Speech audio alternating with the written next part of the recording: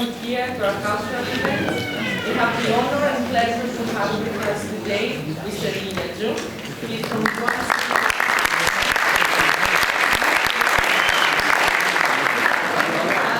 Deputy Director of International Education Department and also the Vice Director of the International Education College. Today he's going to talk to us about the past, the present, and the future of Chinese culture. So, Mr. Jiajun, please.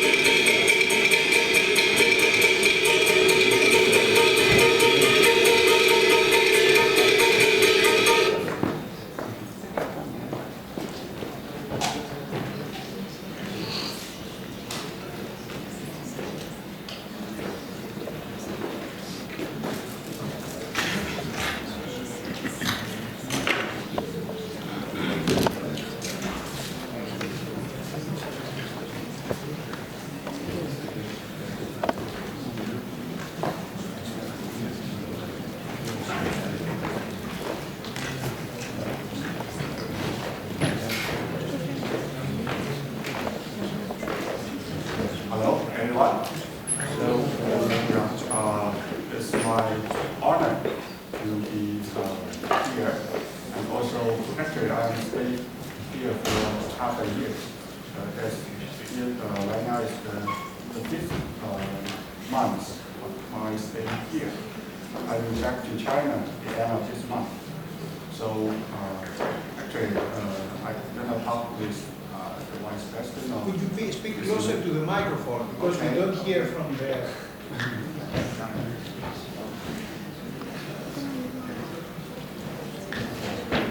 Can you hear me? Okay. So, is that I better to have a lecture here. Sorry, excuse me, can we have the microphone turned up a little bit because we can't hear at the back, it's a shame.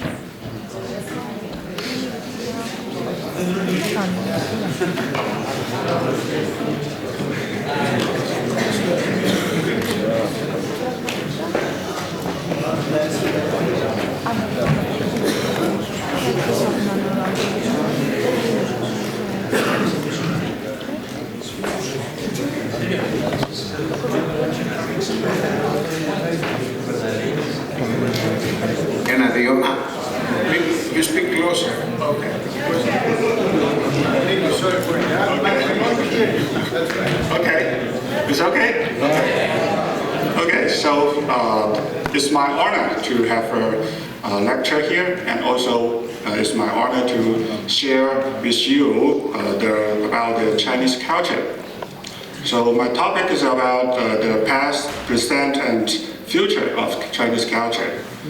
So normally, we would like to be asked about that, who are you?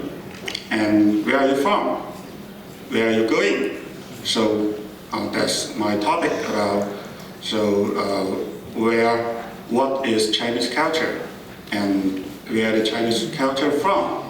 And what about the future of the Chinese culture? Actually, I'm a teacher from Guangxi University. You might know that China, right? So Guangxi is a province of China. It's the south of China. So the left part is Guangxi.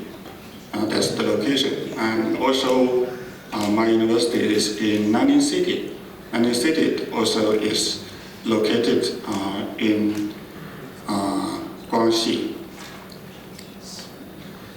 There's a picture of Guangxi, of Nanning City. Here I would like to, sorry.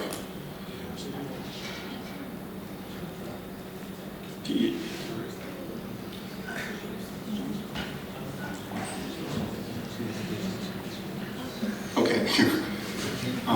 There's some pictures about Nanning City. Nanning City is not a big city, but compared to Hanyang, it's a big city.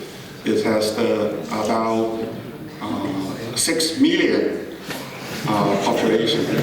Yeah. Also compared to Aachen, right?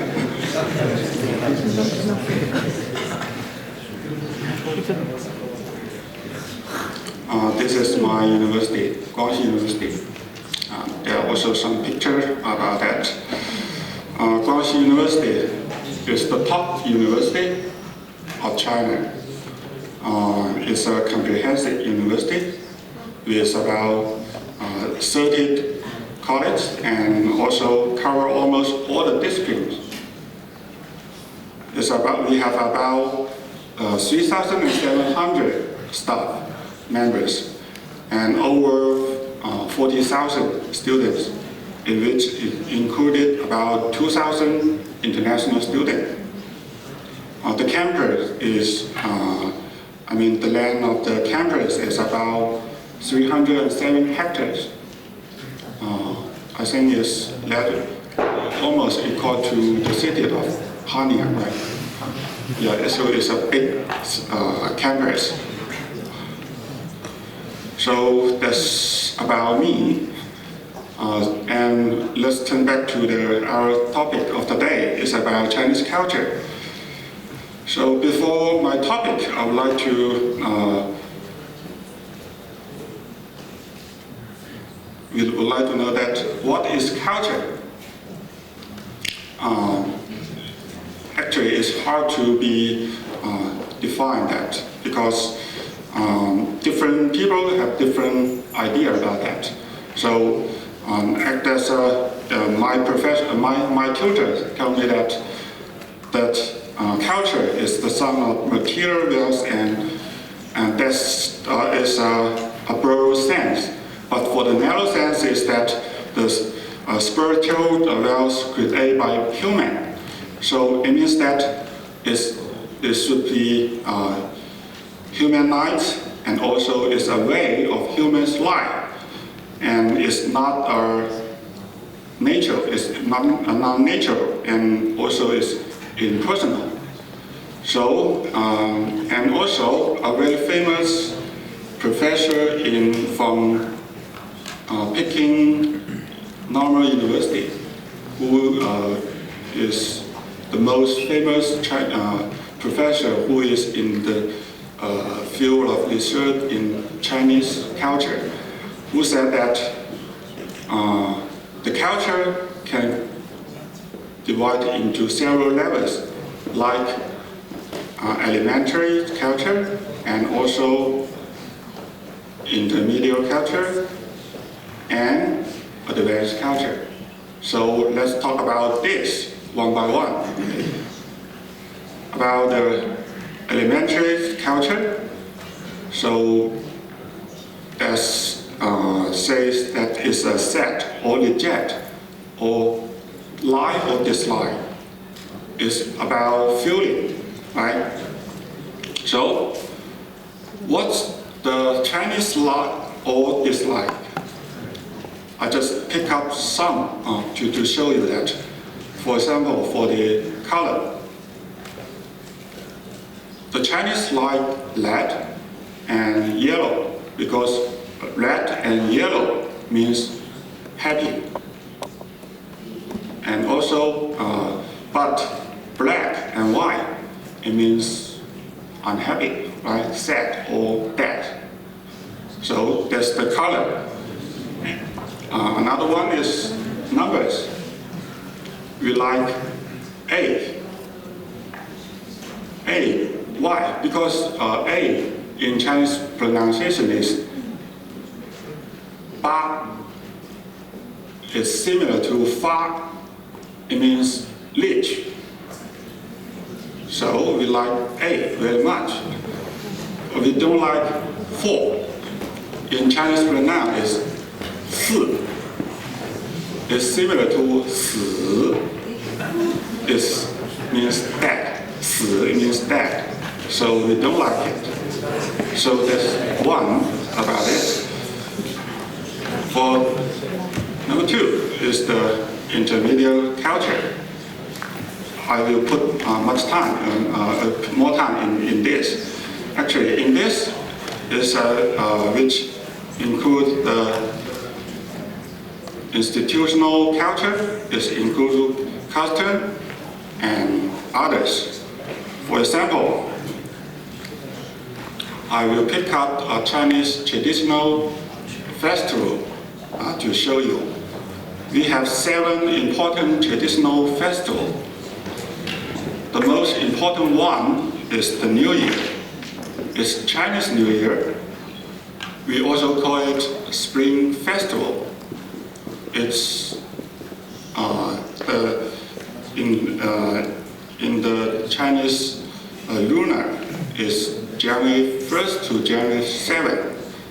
So in this, there's also some picture. There's one picture here, so you can see that actually it's the festival for all the family to come together.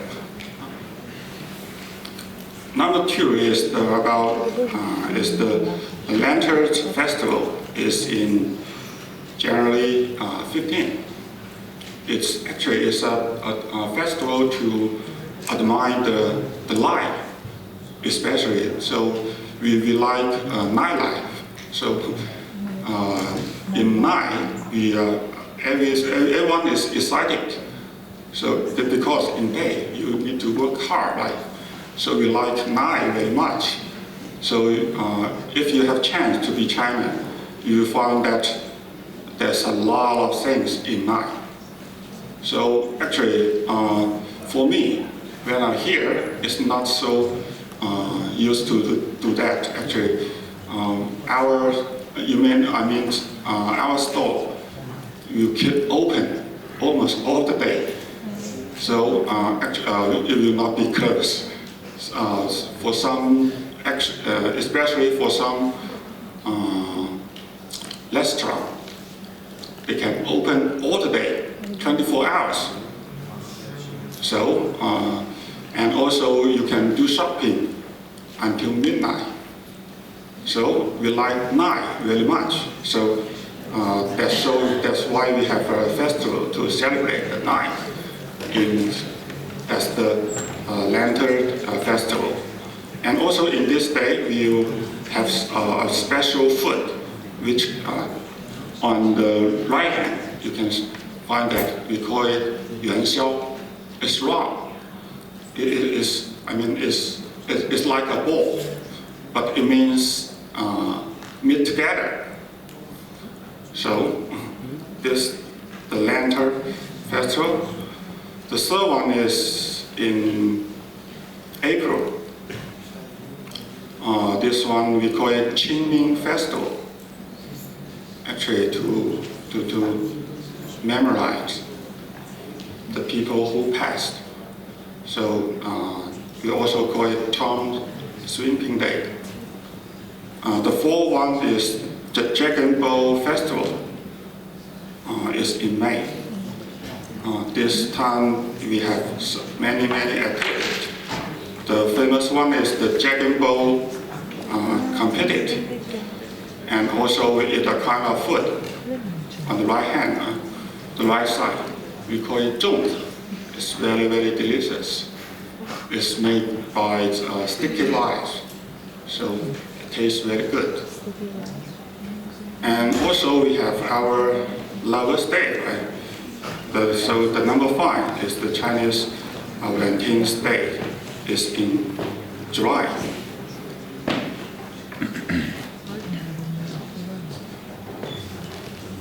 Oh, sorry.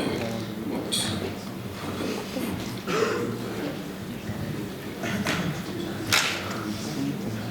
The 6th one is the Mid-Autumn Day. It's in August. This is the festival to admire the full moon. Also for the family to get together. And also we eat a kind of food. What we call is mooncake.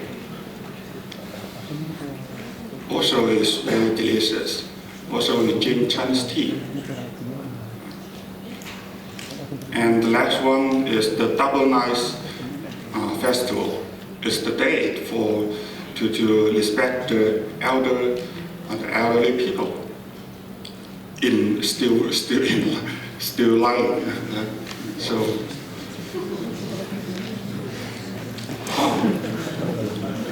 sorry.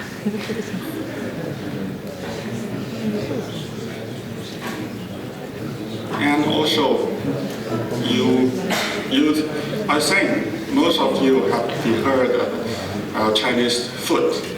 Yeah, Chinese tradition, especially Chinese traditional food. There's a lot. So Chinese especially like food, and almost everyone can cook. So we would like to cook by ourselves. So everything is related to eating. So when family get together, so eating. Friends meet each other, eating.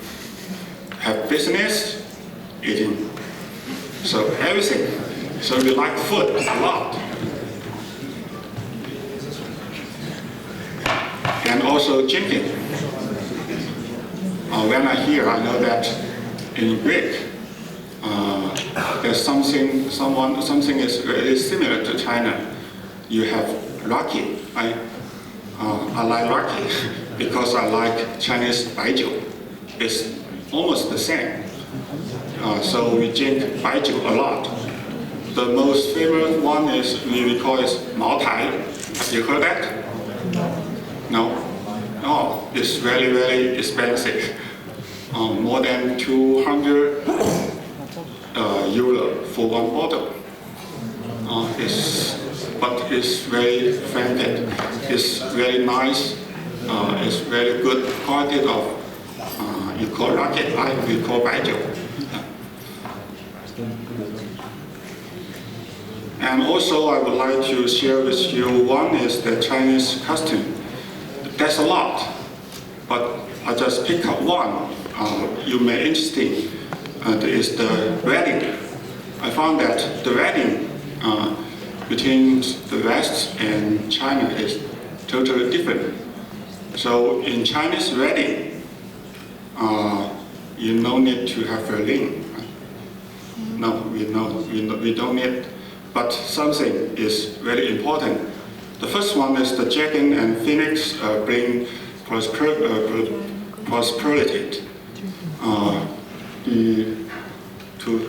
How to say?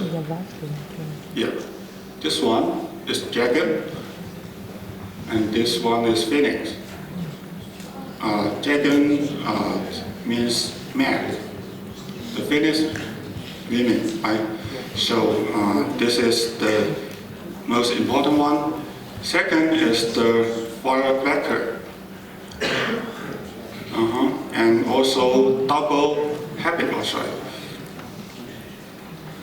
Double happiness. That's Chinese character. And also here. Right?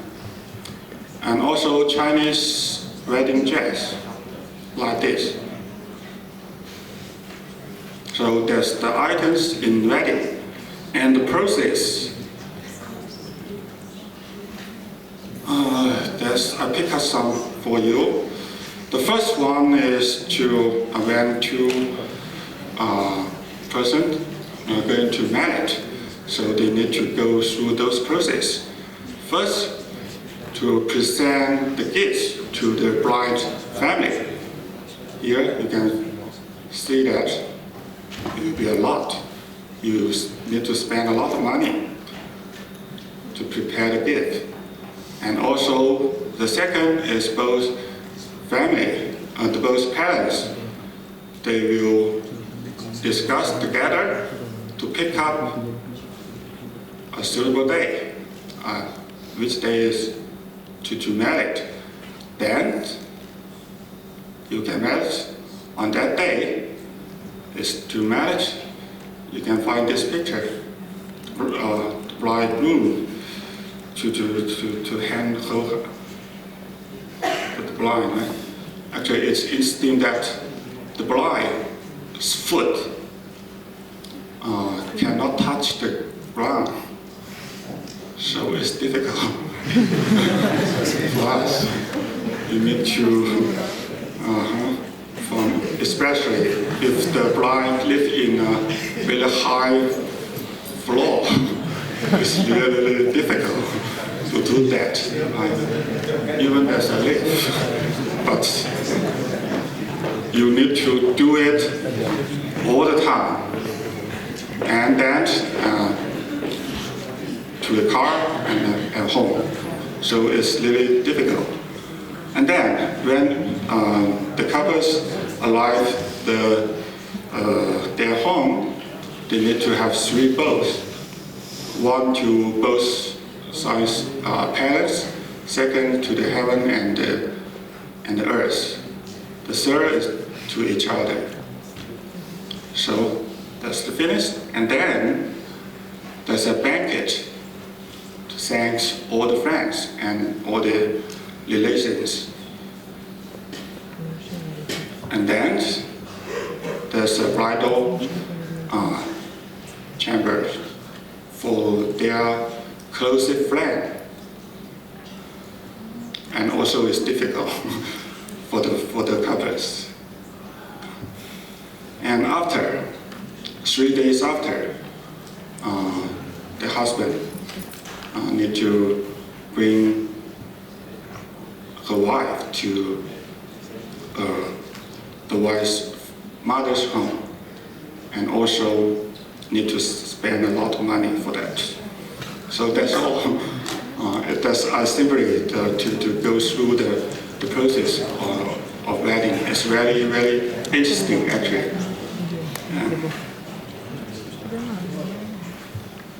And besides that, I also would like to show you the Chinese traditional art. I think you may be interested in that. The first one is about calligraphy. Actually, it's a kind of art. It's not just Chinese characters. We write Chinese characters into art. Like this. This is a Chinese character. This is the character of Jiajun. So, and also, but normally you will see the calligraphy like this. Every family will hand calligraphy in their living room. So, and then I would like to show you some others. For example, for the music, we have some Chinese traditional music.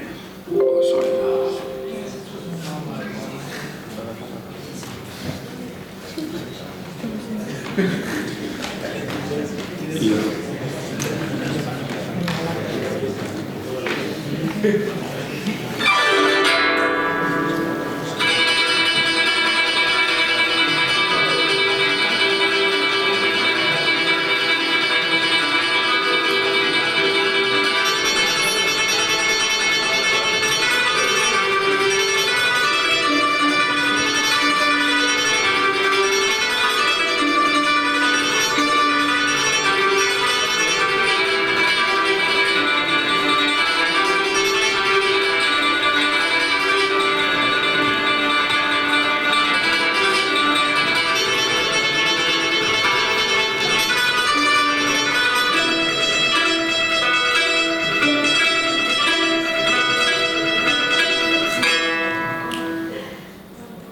Sorry, time limit. Maybe later I can show you the whole one, okay? And also this one.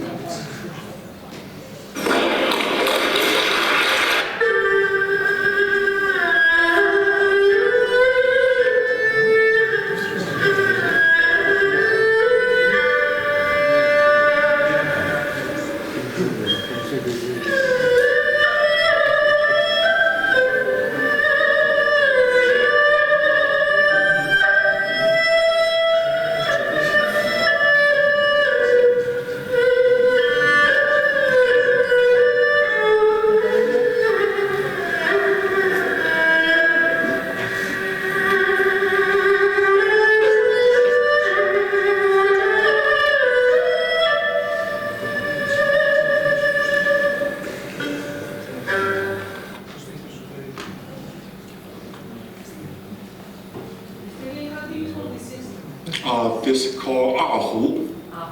Yeah.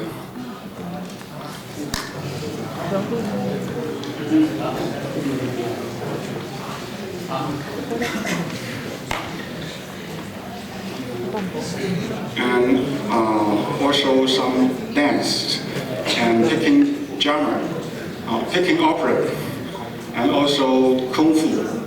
I will also show you one by one by video. Okay.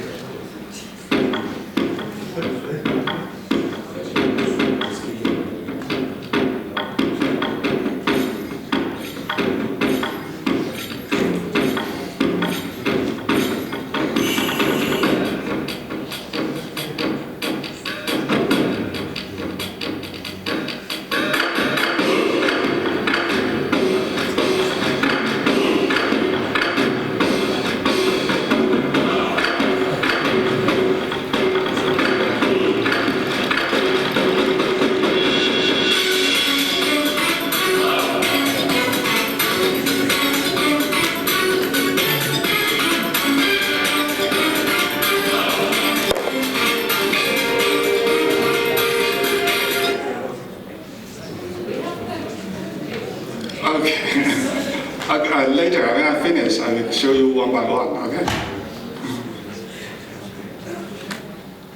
And the picking property.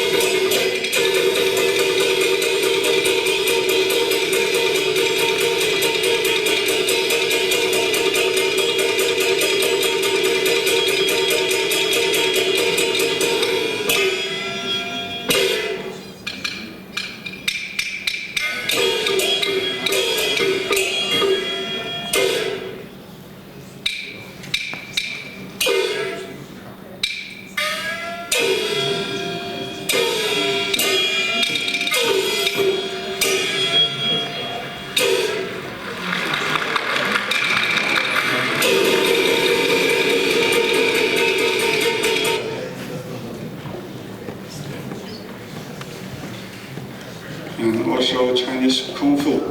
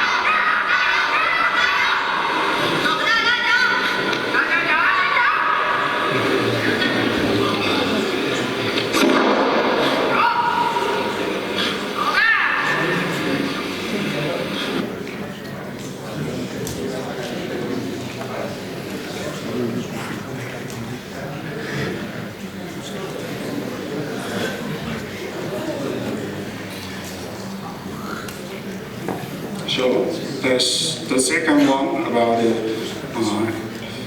the normal life of Chinese culture. And also the third one is about the advanced culture. For this, actually this is a little bit hard for me to explain that. Actually, for the advanced culture is related to the philosophy and some other thing else. For example, we said Chinese culture is a merged and unified culture. Why we say that is included? The totally different from here is that we included Confucianism and also the Buddhism and also Taoism and also Chinese communism and also the Western ideologic is combined, all those together. But the most important one is those left part, I mean the Confucianism and also Buddhism and Taoism. That's the Chinese tradition. It has a very long history in that.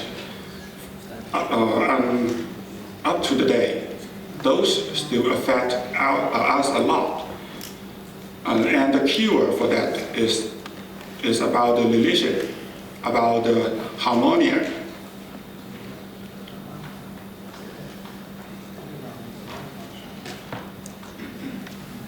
Why we said that?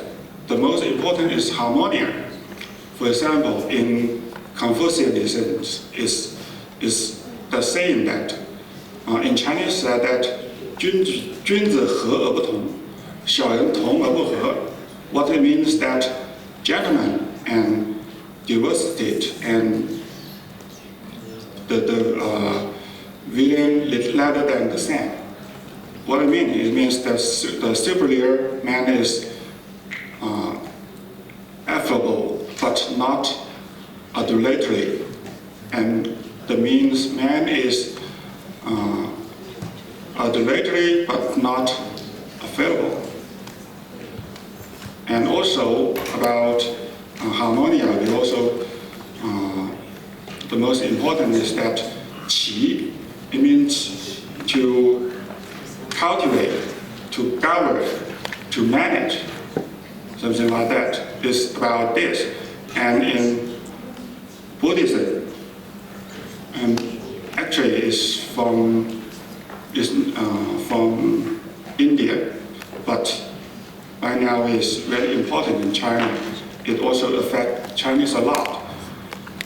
There's a very famous saying here about harmonia, is that there's no wisdom tree, but now understand of mirror light. Since all is void, so where can the dust arrive? And also there's another saying that the body is the wisdom tree. Your heart is the stand of mirror light. So you need to whip it frequently. Don't let it be dusty. So there's a saying about harmonia about that. In Taoism, about also some saying about related to harmonia is doing nothing is most effective. And govern a great nation as you would cook a small fish. Do not overdo it. And also said that the highest goodness is like water. Water can benefit all things, but do not compete it. So that's about harmonia. And also I would like to show you the developing of Chinese culture.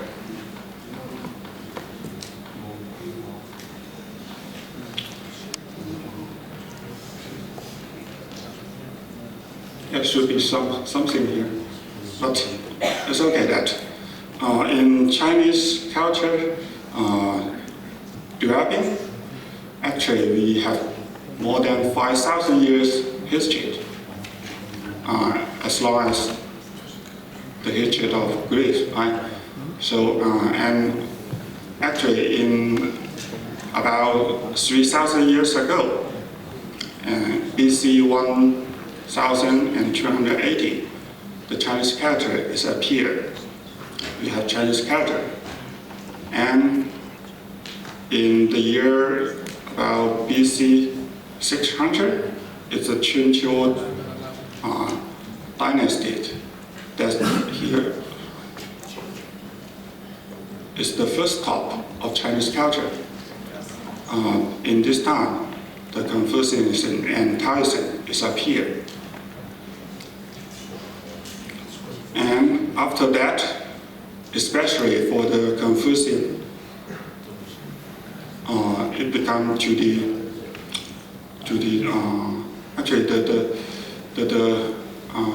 become to the most important one when the empire who set out a dynasty, they use Confucius to control or to govern the whole country. And in AD 202, in this time, it's become to the most important. And also in year of 220, Taoism and Buddhism to become very, very important.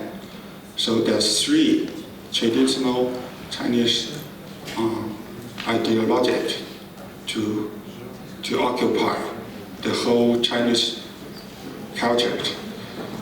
And to the year of 618 to year 660 in Tang Dynasty, that's the top of Chinese culture. In this period, China is a very strong country, so it affects the world a lot. And also in the year 960 to almost 1,000 years, the third top year of the Chinese culture. And after that, it's fading up today.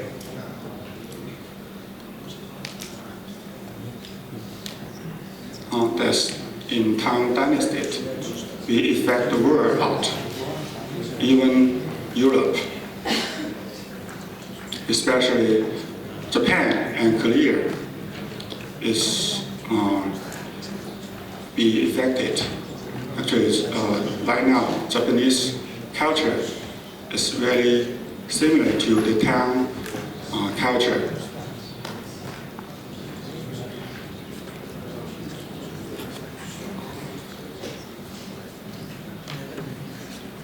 Why Chinese culture never be interrupted? I'll just let you have a look. Okay. Most important is to inherit an education. It's very important for us.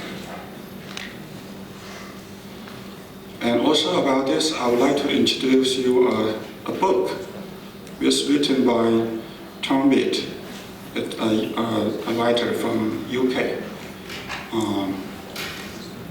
He mentioned two very interesting model. One is the Greek model, another one is Chinese model.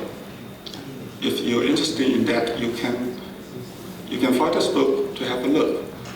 He said that the Greek model and Chinese model is very success. It's good for the human, good for their history. But the Greek model is good for the beginning. But Chinese model is good for the top. I don't know whether you agree with that, but it's very interesting saying. If you have time or you're interested in that, you can find this book to have a look. So that's also some similar between Chinese culture and Greek culture.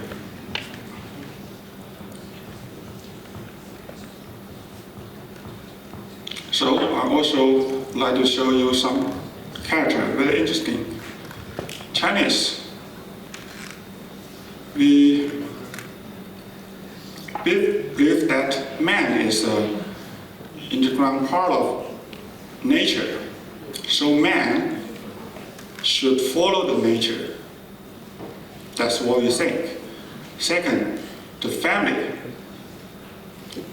Family is very important. Even that father's word is law. You need to, whether father is right or wrong, you need to follow father's saying. So family and father play a very important role in the family. And also everything we do is go around our family. So family is very important, and also the relationship is also very important for us. The third is about the opportunity, to how to deal with others. Deal with others, the harmony is very important. It means that when you deal with others, keep harmony is very important, not argue. So sometimes right is wrong. When things right, but it's makes harmony, I mean, can make two people to argue. So right is not right, it's wrong. So sometimes wrong also is right. Harmony is important, no argue. That's what we follow. But the difference of Chinese culture is that the culture in Western, people always concurs nature and also personal standard. In Western, myself is most important one. But in Chinese, no, we are not the important one. Family is the important, right? So the third is the relational spirit. It means you instead, right thing is right, wrong thing is wrong. But for us, no, not always. That's the difference.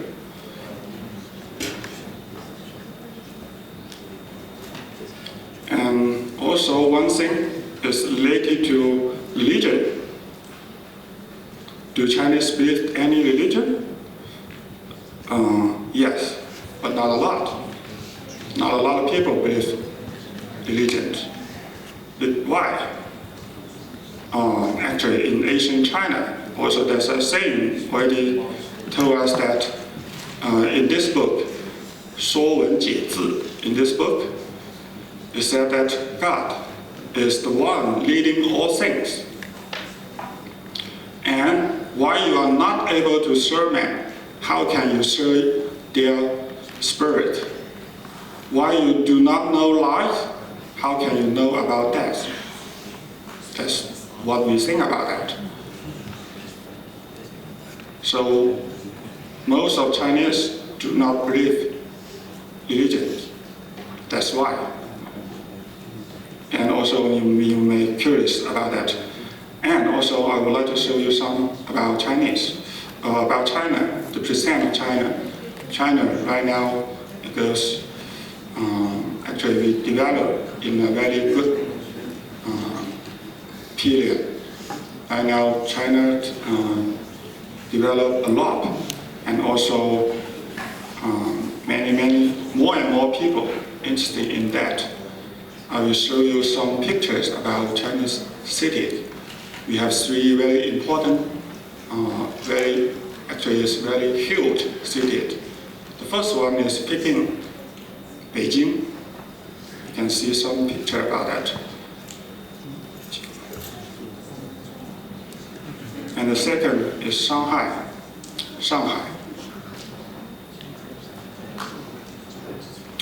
Beijing is the capital city. Shanghai is the city for business. And Guangzhou. Each of cities, the population in each city is more than 10 million. Oh no, more than 10 million population. It's really huge city. And also about the future.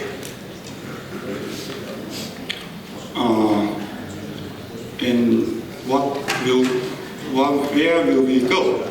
Actually, right now we have a saying that is Jiajun. Maybe you heard about that, Jiajun. In the United States, they have a June America, right? What we call Jiajun.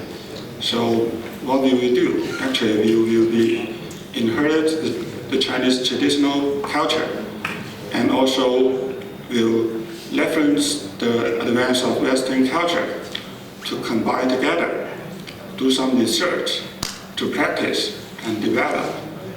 The final target for us is to realize the renaissance of Chinese culture. We hope to another top. So that's all my topic. Thank you.